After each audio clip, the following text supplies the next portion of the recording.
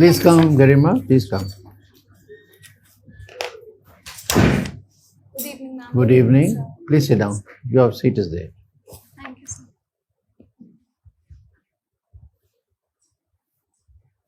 Settled?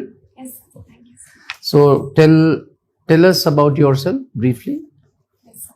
So my name is Garima. I was born and brought up in Buxar district of Bihar. Thereafter, I went on to do my graduation from Kirodimal College, University of Delhi, after which I have been preparing for the civil services. In my free time, I like to listen to podcasts, which are mostly in the self-help and self-improvement genre. So Garima, I was very happy to see you were awarded Best Essay on Women Empowerment by a UN Forum. So what were the points that you mentioned in this essay on how to empower women? Yes, sir. Some major 3-4, very short. Yes. So in this essay, first of all, I talked about what are the major challenges that are prevailing the situation of women in India at present. And thereafter, I tried to address them in different dimensions. For example, with respect to the political challenges, I talked about how political empowerment of women is going to change the landscape from women empowerment to women-led development. Thereafter, I also talked about the economic empowerment of women, wherein how we can take small steps to significantly increase the labor force participation rate of women.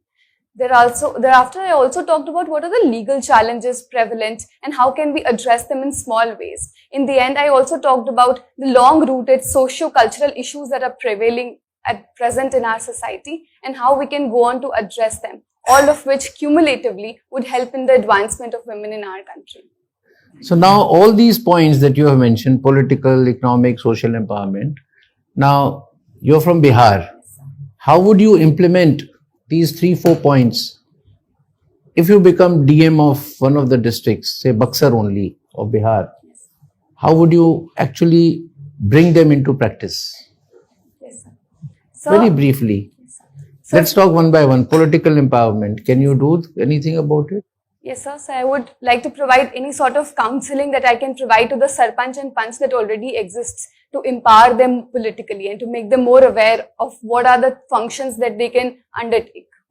Suppose the women seats or women reservation is just about 33%, 1/3. Yes. Exact. Can you motivate them to go up further, up to 50%? Yes, sir. So at present, Bihar government already has at least 50%, and in practical, it is 52% who are holding it at present. Right. Economic empowerment of So Bihar. I think self-help groups would play a very important role. So I'll help them to provide them knowledge of any schemes that are available at present. For example, the Saksham Learning Centers, Mahila E-Heart, which would help them get integrated in the MSME value chain. Sir, for the social empowerment, I would first of all empower them in terms of their health and nutritional aspect, make them aware about it, provide them vocational education and skills that would help them, and also provide them any counseling with regard to domestic violence or other issues that they are facing. This prohibition in Bihar prevented some domestic violence? Has it helped?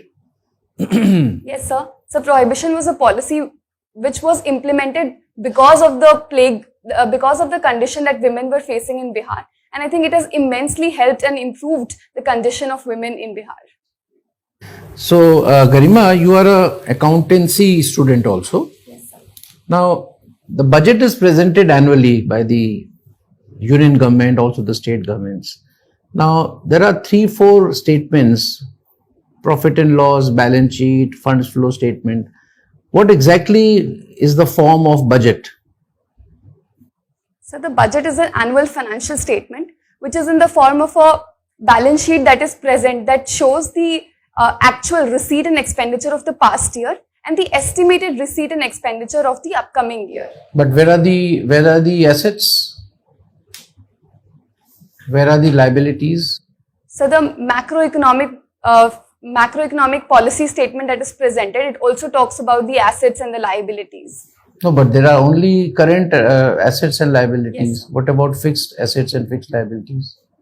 I'm sorry, sir, I'm not able. Or is it more we are discussing, Yes, sir. Garima? Yes. Don't have to be regretful. Government never says ki this is a financial statement, P&L or whatever. What about possibility of it being a funds flow statement?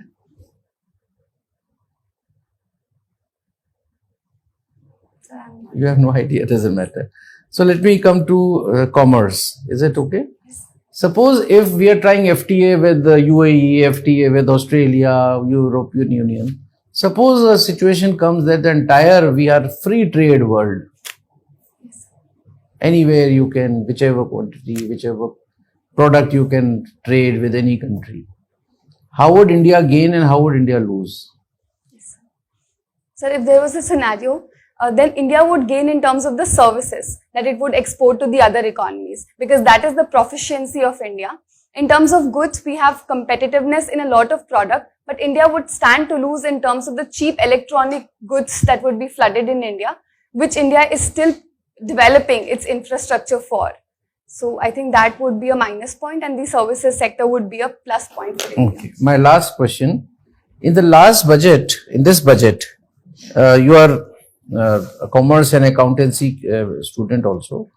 So among various schemes, there are some schemes in the small savings category started by the union government only for women. Yes, sir. Can you recall them? Yes, sir. So one scheme that I can recall is Mahila Samman Bachat Patra, in which it is only for the women of India who can save up to rupees 2 lakh, and they would be provided a fixed interest rate of 8% on that, and it also provides a partial withdrawal facility on that. Very good. Thank you, Garima. I pass on. Garima, you're talking about women empowerment. Yesterday only, something relating to women empowerment, very noteworthy thing has happened in Nagaland. Yes, sir. What has happened? So 2 women MLAs have been elected in Nagaland who are women. For the first time? Yes, sir, for the first time. Okay. Suppose you are a district magistrate of a district, as women empowerment is your forte sort of thing. Now, you're talking about sarpanches, pradhans and all that. What we have seen that the pradhan or sarpanch, they elect a lady, but all the works is done generally by her husband. In many villages, we have seen like that. And you call a meeting of the sarpanches or the pradhans. So they come to you in your meeting, but they are accompanied by their husbands also. Okay? Now what you will do, because they don't know anything ABC about any decision taken or anything to be told. The man replies everything. He says everything. The women is just a sort of rubber stamp and do some signature sort of thing. So as a district magistrate, what you are going to do in such a scenario if it happens before you? Yes, sir. So I think I would tackle this situation in both the short term and the long term. For the short term, I would try to make aware the women that it is their prerogative and it is their right as well as the responsibility to discharge the functions. But because historically they have been discriminated and they are not in a position to discharge their functions in an efficient manner and they feel underconfident, in the long run I'll try to train and educate them in whatever ways I can by getting them admitted into learning gap schools or vocational education. Also, I would like this to be accompanied by a sensitization of their male counterparts so that they also realize that women-led development would bring revolutionary impact in the district and would improve the outcome for everyone of that district as well as the nation. This women empowerment factor, it has also is a very important factor in Pradhan Mantri Gram Awas Yojana. How the women empowerment is an important factor in Pradhan Mantri Gram Awas Yojana? Sir, I'm not exactly sure, but if you would allow me, I would like to take a guess. Sir, I believe the house that is registered is in the name of a female member of the house. That's good. Garima, now I just wanted to discuss with you about these civilizations, human civilization. The human civilization generally it has grown centering around certain religions, and generally, if you see, the civilization is grown centering around a particular religion, and those civilizations, there have been clashes also, there have been conflicts also, there have been wars also throughout the ages. Why do you think this religion is such an important factor? Because religion, generally we recognize something which is unseen. We fear something which is unseen. On the basis of that, the religion, and it has created so much of war, so much of problems throughout the globe. Why this is so important to human being, this religion, that so many wars? So I believe religion is something that we tend to draw our identity from. We tend to follow it and practice it on a daily basis. And there are some moral conducts which are written in our religion that we sought to practice. However, the problem comes when we start to believe that the interest of one religion is mutually hostile to the interest of another religion. If that was not the case, then I believe all the religion has something good to preach about.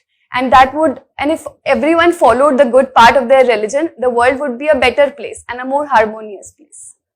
Why it doesn't happen then? What is the root cause? So some of the reasons I can think about is that there are multiple interpretations that people can draw out of the text given in their religion. Apart from this, there are always certain antisocial elements that would try to socially engineer and take advantage of the cleavages that exist in the society. Okay. My last question is a current situation.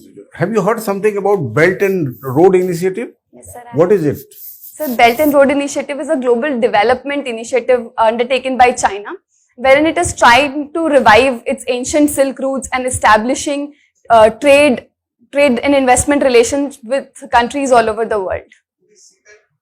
So CPEC is a part of the Belt and Road Initiative, in which China is trying to connect its Xinjiang province with the Gwadar port in Pakistan, and thereby having an access or an opening in the Arabian Sea. But it has already access to Arabian Sea through Malacca, through Indian Ocean. It has already access over there. Why it is insisting on this route, land route?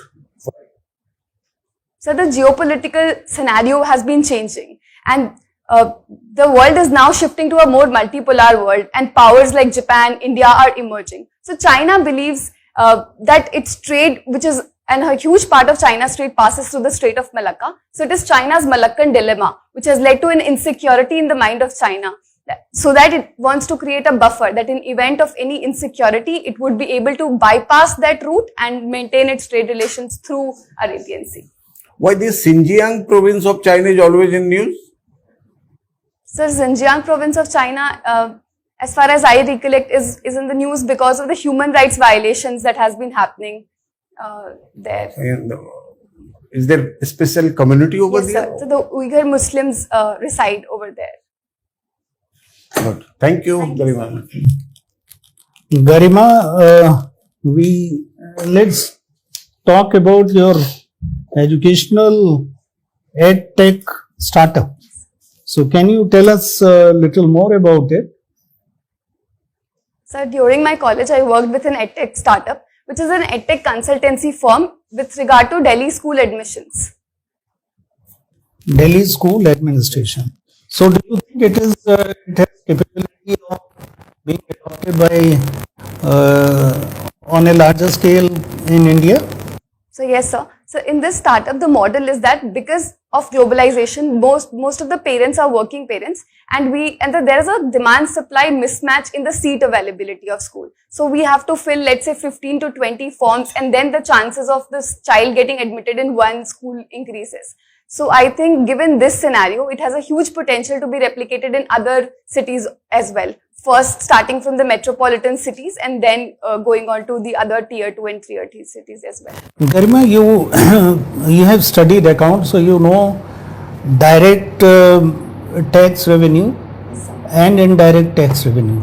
So in this budget, can you tell me the figures of direct tax revenue and indirect tax revenue? I'm sorry, sir. I'm not able to. All right. So if you are made secretary in finance ministry and you are asked to raise revenues, which one will you touch, direct or indirect, to maximize the revenues? Sir, I believe I would raise the direct taxes because it is progressive in nature, unlike indirect taxes, which are regressive in nature and hurt the pocket of the poor people and the rich alike. So I believe, and at present, the direct tax payers in India are the lowest among the OECD countries. So the tax base there can be increased effectively, and it would not hurt the common man as well. You have heard of the term EBITDA? Yes, sir. I have. So can you explain what is EBITDA? Sir, it is earning before interest, depreciation and tax. And what does it represent? Means why is this figure so crucial in a balance sheet? Sir, it is on this figure after which the depreciation is charged on the assets, and on this figure, after arriving at that figure, the taxation is deducted. So it is basically the gross revenue that any firm earns. And Garma, what is difference between depreciation and amortization? So depreciation is charged on tangible assets, whereas amortization is charged on intangible assets. Last question I want to ask you is on foreign reserves. What are the components of foreign reserves of a country? So a country's foreign reserves consists of the special drawing rights, then the gold and the gold bullions that the RBI keeps with itself, and the securities that the RBI holds in different nations of different government, and the dollar and the foreign currencies that it holds. So all of this constitutes the foreign reserves of a country. Thank you, sir. Garima, you are the Secretary Ministry of Women Empowerment and Women and Child Development Department. All right. Now you have a desire that this Women's Reservation Bill should be brought before Lok Sabha, but the political will is otherwise. So as a Secretary, how will you try to influence, I'm using the word try to influence the decision makers to see that it gets through, it goes to the Parliament, to the Lok Sabha? I think it would be very desirable if this happens, and if given an opportunity, I would definitely try to present them case studies from all around the world. For example, the recent New Zealand Prime Minister Jacinda Ardern, who did really well during COVID, I would try to convince them using that. Secondly, I would also try to convince them in terms of equality and justice that would prevail once this bill passes, because women constitute around 50% of our population, and their representation in the Parliament is only 14%. Third, I would try to show them research and evidence that exists. For example, a research by Esther Duflo says that when women are in the position of policy making, then they focus more on social infrastructure, and the outcomes are not just benefiting the women, but are benefiting the entire country as a whole. So in that capacity. Now you are in IFS, Indian Foreign Service, and you are posted in one of the cities, you are posted in Tehran. And this incidence of poisoning of girls, going to the school is taking place. So how will you try to, and obviously you will not be in favor of this, what will you do to influence the public opinion against it in a subtle manner without compromising with the foreign policy or without compromising our relations with Iran? And this is a very tragic incident and it should not happen. In this respect, I would try to, first of all, take into confidence the influential figures in Iran. It can be the religious leaders who are not very radical but believe in equality, because they would have an appealing power there. Apart from this, I would also like to convey my message to the larger public in Iran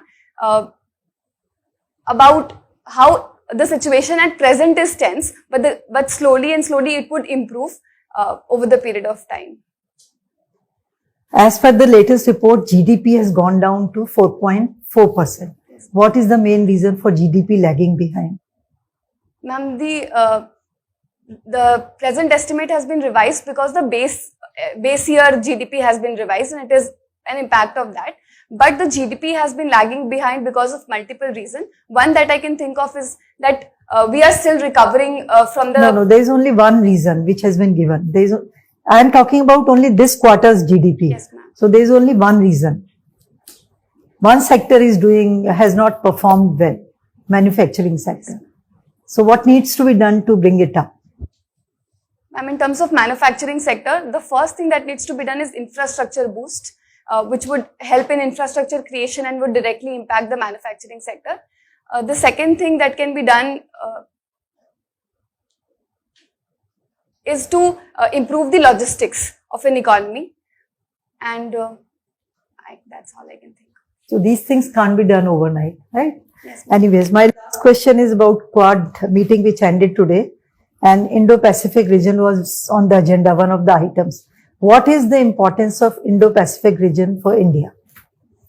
Ma'am, recently the geopolitical theater has been shifting towards the Indo-Pacific.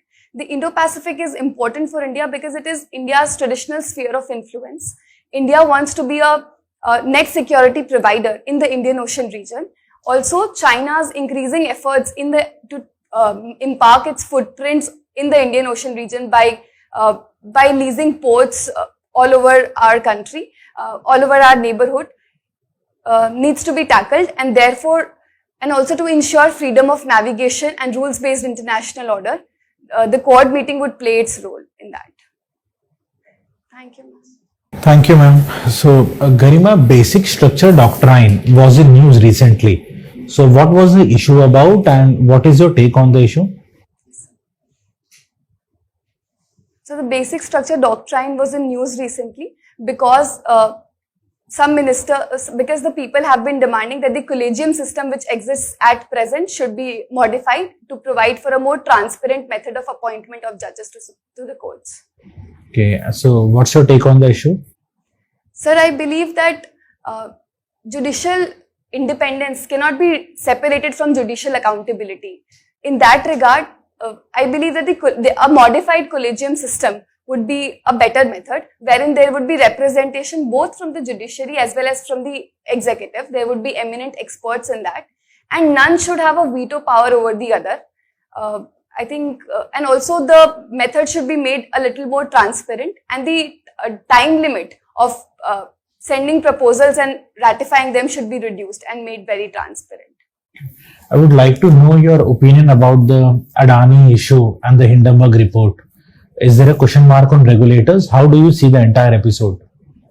So the issue is still under investigation. Till that happens, I believe the regulatory structure in India is very coherent and extensive in this regard. And however, certain safeguards need to be ensured. For example, there can be a better regulation on offshore shell entity through which Adani is alleged and accused of holding its shares. Apart from this, once the investigation report comes out, we would be in a better manner to judge the situation. It is said that investigation agencies or the central agencies like CBI, ED are not truly independent. So, how do you see this statement? Yes, sir. It is often said that central agencies like CBI are not truly independent and they work at the behest of the center. However, I believe there have been reforms in the appointment of the CBI director as well, which has made that body a more independent body, and they have performed exceptionally well in certain cases and investigations. So I think something more can be done, but the situation is still improving. Okay. So Garima, tell me, if petrol and diesel are bought under the ambit of GST, what will be the advantages as well as disadvantages? So if petrol and diesel are brought under the ambit of GST, then the input tax credit would be claimed on that, and the ultimate price that the consumer pays for them would reduce. However, the major disadvantage that it would bring, because it is the major source of revenue at present for the central government, the revenue would decrease. Okay, thank you, Garima. I pass on to Chairman, sir. Garima, this G20 anti-corruption group had met some time ago. So what have been the demand from the Indian side to the G20 countries? Yeah. So the Indian side had demanded for strengthening of the Fugitive Economic Offenders Act and the easier extradition of the fugitive economic offenders from other countries to India, which would help in better recovery of the loss that has happened from Indian banks and would help in their improving their financial position as well. What else? Anything on the process Sir, I am not to expedite the judicial process? No, sir. Okay, doesn't matter. So, Garima, we are on the verge of closing our interview, but before that, if you think that something has not been covered by us from your DAF, then maybe I can ask one more. Already done? Yes, sir. So thank you, Garima. We are done with the interview. You may proceed to the next room. We'll call you in another 2 Thank you minutes. so much, sir. Thank you. Garima, है ना?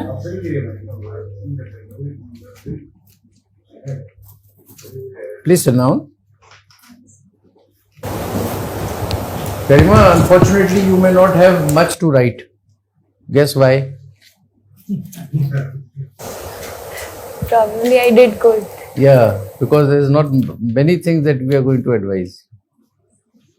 Anyway, you have done exceedingly well, Garima. So you have already mentioned that you think that you have done well, haven't you? I've What's done, your own assessment? so I can do a little better. Yeah, there's always scope. We'll tell you some of the things where you can improve, but you are excellent and keep it up. Just 2 things very shortly. Bring your communication during the interview from relatively debate kind of mode to a conversation mode. Right? So, I know you have never been a debater, but you could be a very good debater. So, what I saw and others also saw, that you were making your point very effectively. That is a good point. But your entire mode was as if, you are debating on a point. It's more on a baatcheet. So that is why I said, जब आप एक भी question answer नहीं दे पाई थी, मैंने कहा we are discussing it. It was like a conversation. So conversation में debate तब होता है जब आप one sided बोलते जाते हो. You did not raise your hands. I'm just to explain that what is.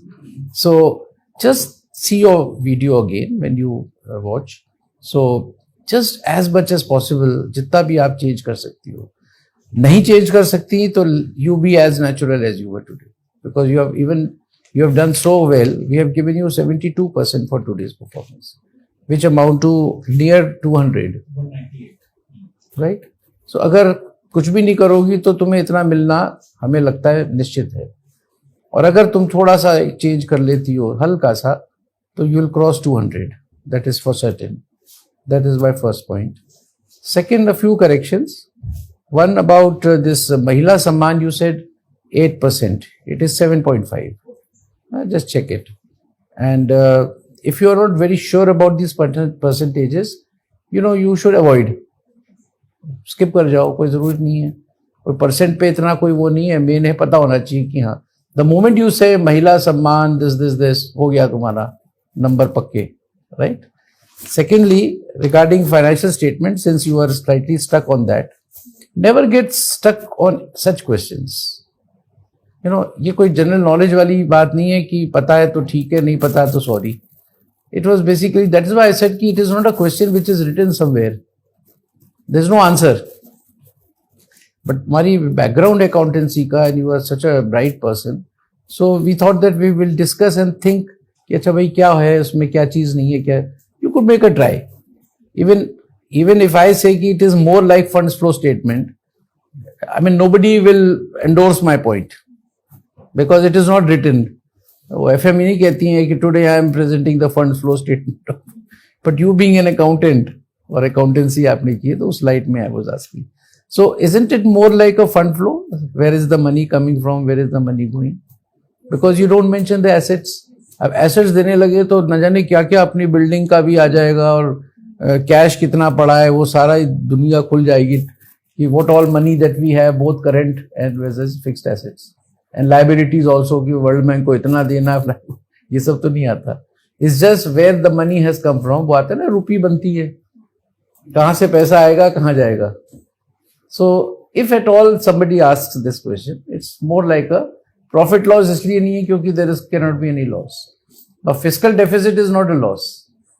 Fiscal deficit is the difference between your income and the expenditure. So it's basically income expenditure statement and funds flow, where the money will come from, where the money will go. That's all, Garima. Otherwise, you're near perfect. Garima, you are excellent candidate. Excellent candidate. Okay. So I have nothing to say to you about. Only thing is that you please keep on doing whatever you are doing for your studies. Just keep on doing that till your interview is over. One small suggestion that whenever you listen to a question, then you, while answering, you first repeated that question. Now, this may be a good thing or this may be a bad thing. I mean, I am not judging that. But I think, in my opinion, it will be better that in one question, say you repeat the question and then answer, or you may not repeat, then answer. So it will balance it out actually.